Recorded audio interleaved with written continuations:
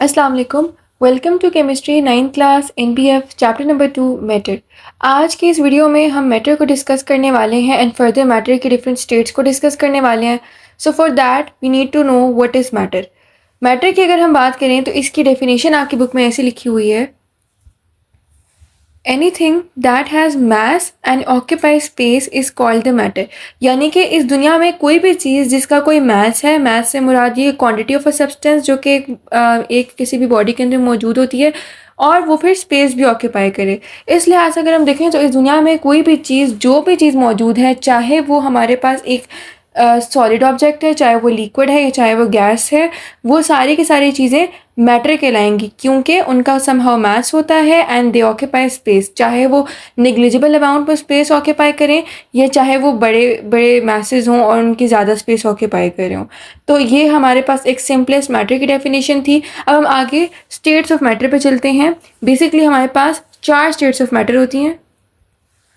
First one is solids, then liquids, gas and plasma. ये basically हमारे पास 4 types हैं, स्टेट्स ऑफ मैटर्स हैं और हर एक को हम लोगों ने बेसिकली एक दूसरे से डिस्टिंग्विश कैसे किया है।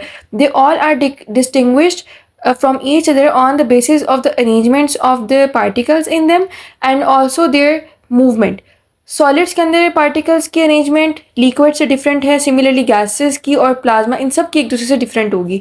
इसी बेसिस पे आपके जो ये बुक के अंदर फर्दर पॉइंट्स लिखे हुए हैं उनके अंदर भी वो यही बता रहे हैं कि अगर मैं फॉर एग्जांपल मैं इंडिविजुअली सॉलिड की पहले बात करती हूँ। सॉलिड के अंदर हमें पता है कि गैसेस की निस्बत लिक्विड्स की निस्बत पार्टिकल्स बहुत क्लोजली अरेंज होते हैं। अगर मैं यहाँ पे एक छोटा सा बीकर बनाऊँ, लेट सपोज ये एक बीकर है और मैं इसके अंदर पार्टिकल्स को अरेंज करवा के दिखाना चाहूँ तो मैं क्लोजली रिलेटेड एक दूसरे के साथ जो क्लोजली अटैच्ड होंगे, इसी तरीके से मैं नीचे भी बना के दिखाती हूँ। ऐसे ऐसे करके अगर मैं बना रही हूँ और ये बिल्कुल इनके दरम्यान में मैं कोई स्पेस ना छोड़ूँ तो दिस इज़ बेसिकली सॉलिड। ये सॉलिड स्टेट है। इसी तरीके से यहाँ पर भी इमेजिन कर लें कि ये बने हुए हैं और इनके दरम्यान में कोई भी स्पेस नहीं है, तो ये बेसिकली क्या कहलाएगा कि ये सॉलिड है।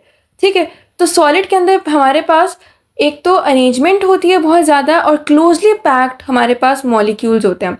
दूसरी चीज़ जो बहुत इंपॉर्टेंट वर्ड आपको यहाँ पे शेयर किया है इन लोगों ने वो है inter molecular forces.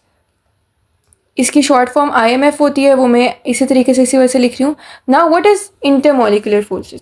Inter molecular forces आपके लिए एक थोड़ी सी न्यू टर्मिनोलॉजी है क्योंकि इससे पहले आप लोगों ने ये नहीं कहीं भी स्टडी की। इसमें बेसिकली हम लोग डिस्कस करते हैं the force between the 2 molecules जिनकी वजह से वो एक दूसरे के साथ क्लोजली अटैच्ड होते हैं। मैं दोबारा से इस एग्जाम्पल पे आती हूँ। मैं लेट सपोज इन दोनों के दरमियान में देखती हूँ तो ये बिल्कुल एक दूसरे के साथ क्लोजली अटैच्ड है ना। तो ये जो इनकी अटैचमेंट है, जैसे इनके दरमियान में भी अटैचमेंट है, जैसे अगर मैं इनके दरमियान के अटैचमेंट की बात करूँ तो ये सारे एक दूसरे के साथ अटैच्ड हैं। तो ये एक दूसरे के साथ अटैच्ड क्यों हैं? Due to intermolecular forces. अब वो एक दूसरे के साथ बहुत क्लोजली अटैच्ड हैं, दैट इज़ वाई इनके अंदर इंटरमॉलिक्यूलर फोर्सेस बहुत ज़्यादा होती हैं। ठीक है, तो इसका मतलब ये हुआ कि अगर हम सॉलिड्स को सम अप करें तो सॉलिड्स के अंदर हमारे पास पार्टिकल्स एक दूसरे के साथ बहुत ज़्यादा क्लोजली पैक्ड होते हैं, इनका एक फ्रेमवर्क होता है। दूसरा, इनके अंदर इंटरमॉलिक्यूलर फोर्सेस बहुत स्ट्रांग होती हैं जिसकी वजह से पार्टिकल्स मूव नहीं कर सकते। इनके अंदर जस्ट वाइब्रेशनल मोशन होता है, वो जस्ट अपनी जगह से वाइब्रेट कर पाते हैं, वो मूव नहीं कर पाते। ये मैंने इसकी शेप भी कंप्लीट कर ली। अब हम मूव करते हैं टुवर्ड्स लिक्विड्स। अगर मैं लिक्विड्स की बात करूँ तो लिक्विड्स के अंदर as compare to solids particles के अंदर इतना भी क्लोजली पैकिंग नहीं होती, थोड़े से इनके अंदर डिस्टेंसेस आ जाते हैं। जैसे अगर मैं फॉर एग्जांपल ये पार्टिकल बना रही हूँ, देन ये बना रही हूँ, ये, तो इनके दरम्यान में मुझे गैप नज़र आ रहा है, यानी कि इनके अंदर पार्टिकल्स की मूवमेंट थोड़ी सी फ्री है एज़ कम्पेयर टू सॉलिड्स। मुझे इनके दरमियान में पार्टिकल्स के दरमियान में थोड़ा सा गैप नज़र आ रहा है जिसकी वजह से मैं कह सकती हूँ कि इनके दरमियान इनके अंदर मोशन है। ठीक है, और अगर अब मैं इनके अंदर IMF की बात करूँ यानी इंटरमॉलिक्यूलर फोर्सेस की बात करूँ तो वो वीक होंगी। क्यों? क्योंकि यहाँ पे आप देख सकते हैं कि इन दोनों के दरमियान में कितना डिस्टेंस आ रहा है।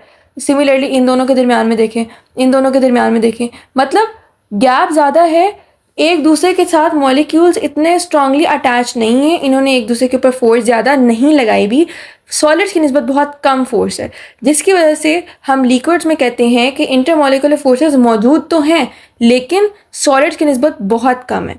ठीक है, तो लिक्विड्स का थोड़ा शॉर्ट सा इंट्रोडक्शन था। इसके अंदर अगर मैं बात करूं तो जैसे यहाँ पे मैंने वाइब्रेशन बोली थी, यहाँ पे प्रॉपर मोशन हो सकता है, ट्रांसलेटरी भी हो सकता है। अब हम गैसेस की तरफ चलते हैं। अगर मैं गैस की बात करूं तो गैस के अंदर पार्टिकल्स के लिए अगर मैं बीकर ही बनाऊं तो इनके अंदर तो बिल्कुल फ्रीली ये मूव कर रहे होते हैं ना, ये एक दूसरे के साथ बिल्कुल अटैच नहीं होते।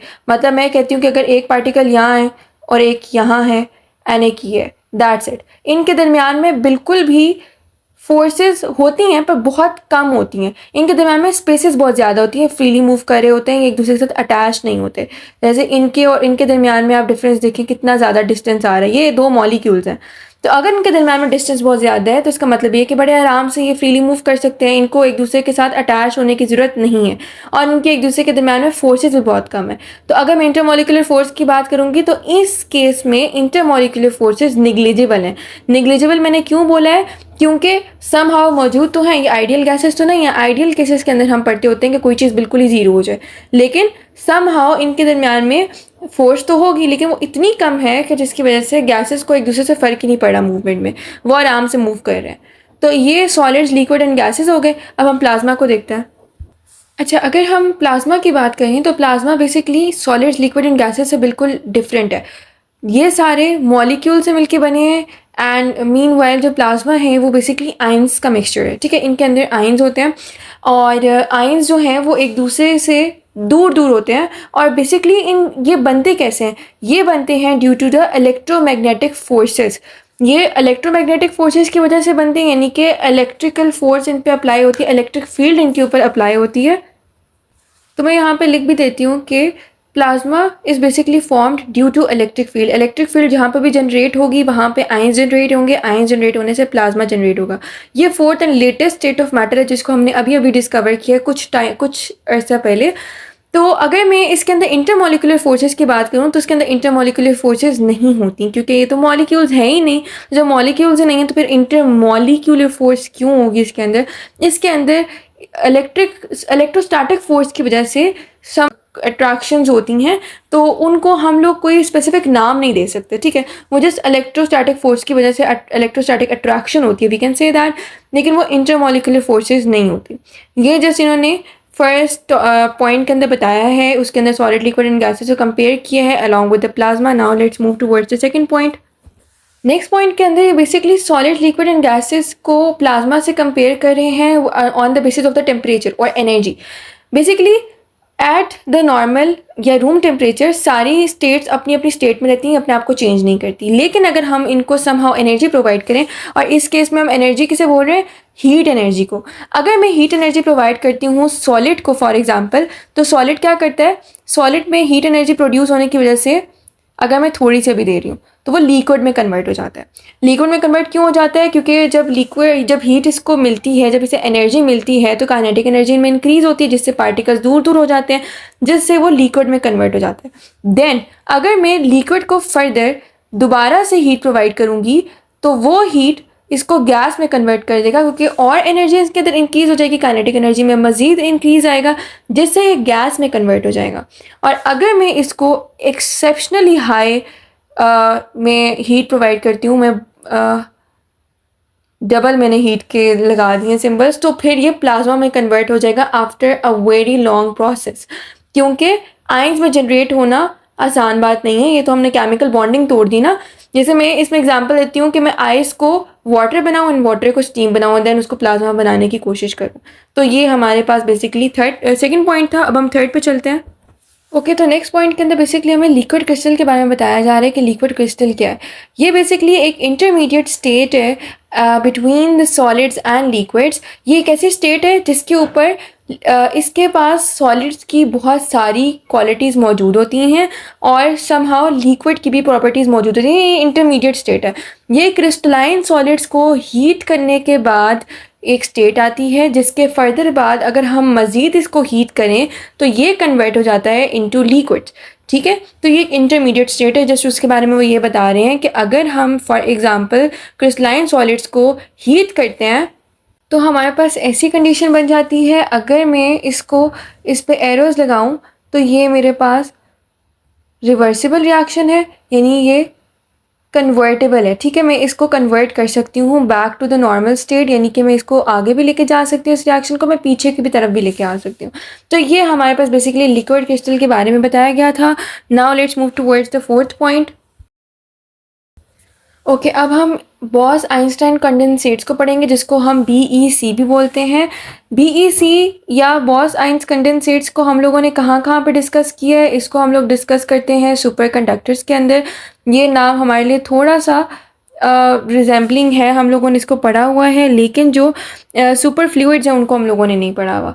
तो ये दो चीज़ें जिसके अंदर बॉस आइंस कंडेंसेट्स जो है वो आइंस्टाइन कंडेंसेट्स मौजूद है। इसका बेसिकली इस्तेमाल कहाँ पे है? ये थोड़ी सी न्यू टर्म है एंड ये थोड़ी सी स्पेस से रिलेटेड है, और ये बहुत एक्सट्रीम कोल्ड टेम्परेचर्स पे एग्जिस्ट कर रहा है, यानी कि ये थोड़ा सा इम्प्रैक्टिकल और ये थोड़ा सा इनरियलिस्टिक है, तो इस वजह से हम इसको ज़्यादा डिस्कस भी नहीं कर रहे इस आपके चैप्टर के अंदर। ये जस्ट इन्होंने थोड़ा सा आपको एक इंट्रोडक्शन दे दी है, जिससे आपके पास एक शॉर्ट क्वेश्चन बन के आ सकता है कि डिफाइन बॉस आइंस्टाइन कंडेंसेट्स, तो उसके अंदर आप जस्ट जनरली इसके बारे में लिख देंगे। अच्छा, अब हम मोस्ट इंपॉर्टेंट पॉइंट की तरफ आ चुके हैं, जहाँ पे हम कंपैरिजन कर रहे हैं सॉलिड्स, लिक्विड्स एंड गैस के डिफरेंट प्रॉपर्टीज़ के बारे में। प्लाज्मा को फिर मैं वही बात करूँगी कि हमने प्लाज्मा को यहाँ पे डिस्कस क्यों नहीं किया, क्योंकि plasma is basically not related to the particles और दी मॉलिक्यूल्स। वो तो बेसिकली सिर्फ और सिर्फ एक आयन से रिलेटेड एक चीज़ है ना, जो कि स्पेस में है, वो तो अर्थ पे हो भी नहीं सकती, क्योंकि उसके लिए बहुत ज़्यादा हमें टेम्परेचर चाहिए, जो कि हम लोग एक्सपेक्ट नहीं कर सकते अर्थ के ऊपर। पहली चीज़ डेंसिटी, सॉलिड की डेंसिटी का अगर हम डिस्क्राइब करें तो सबसे हाईएस्ट डेंसिटी जो है वो सॉलिड की है। क्यों? क्योंकि हमारे पास एक फार्मूला है m is equal to D V, जिससे मैं इसे बोल सकती हूँ, अगर हम डायरेक्टली इसको सॉल्व करेंगे ना तो D is equal to m/v हो जाएगा। अगर मैं यहाँ पे डेंसिटी और वॉल्यूम का रिलेशन निकालूँ तो इन्वर्स आ रहा है, वॉल्यूम सॉलिड्स का कम होता है, जिसकी वजह से इसकी डेंसिटी हाईएस्ट होगी। इसीलिए हम इसे कहते हैं कि इसकी डेंसिटी सबसे ज़्यादा है। लिक्विड्स की इंटरमीडिएट होती है और गैस की सबसे कम होती है, क्योंकि वॉल्यूम सबसे ज़्यादा होता है, सबसे ज़्यादा स्पेस ऑक्यूपाई गैस करती है, तो दैट इज़ वाई इसकी डेंसिटी सबसे कम होगी और इसका वॉल्यूम सबसे ज़्यादा होगा।